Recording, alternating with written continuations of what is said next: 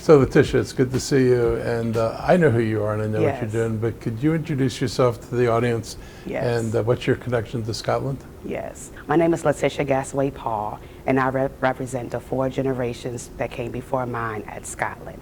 Last year's Juneteenth celebration was the biggest Yes. Juneteenth celebration in the region. Mm-hmm. And you have to be really proud of that. Yes. And it was really a good thing to see. I mean, given my political bent, I always wondered, how black people approach the 4th of July as, a liberation moment, Yeah. when it was anything but a liberation moment for the black community.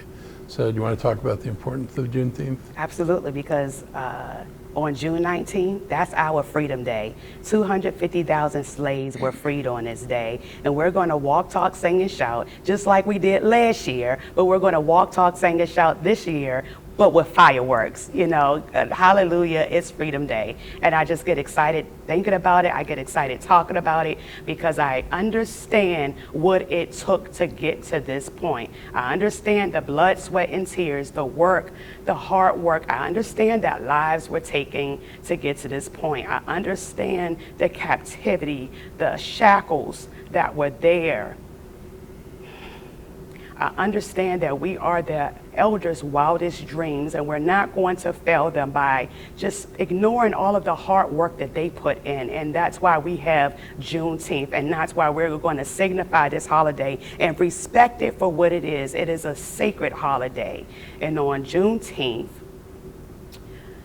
Scotland Juneteenth Heritage Festival is going to make sure that we have the biggest celebration all throughout Montgomery County. We start on June 15th at Bethesda Theater. We have Chuck Brown. We call that opening night.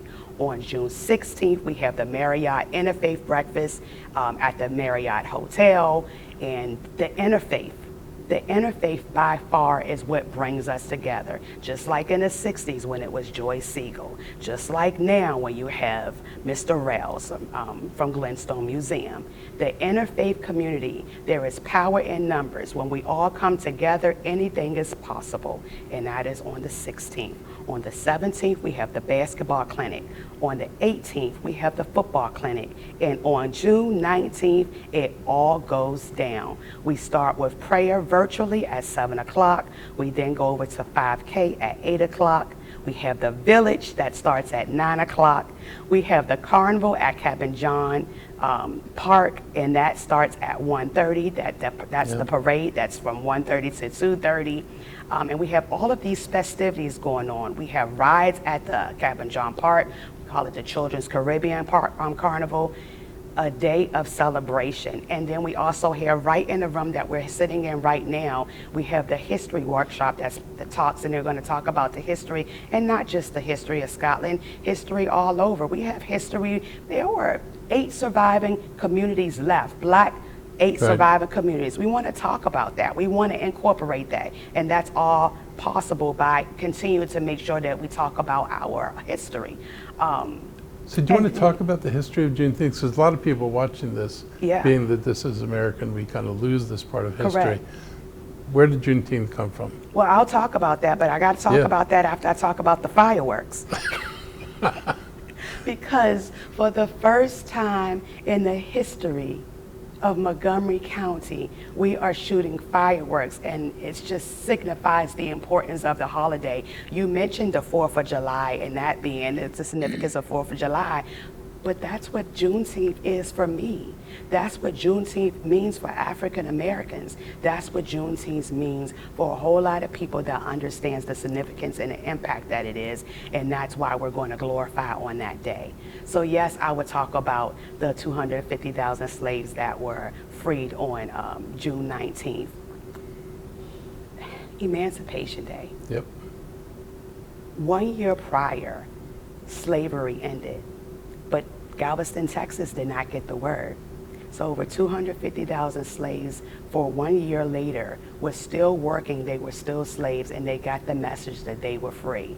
Slavery should not have even existed in the first place, but to add on an additional year is disheartening, and we just have to do better. And that's why I like to make sure that I'm in the ear of the county executive, in the ear of the politicians to say, don't just show up for when it's time to vote. I want to make sure that we stay in the course, just like yourself. I want you to get in the field, and you do. And I need you to make sure we're role modeling that for everyone else that's, you know, the election time is this year. We want to make sure that you're in the field. Don't come to just the cookout. Come get on the grill, put on some gloves, wash your hands and put on the gloves. Make a plate, serve the food, and that's what we want. You can't help us with the future if you don't know our past. Well, thank you for doing this with me today. Thank you for your time. Absolutely. Thank you, County Executive.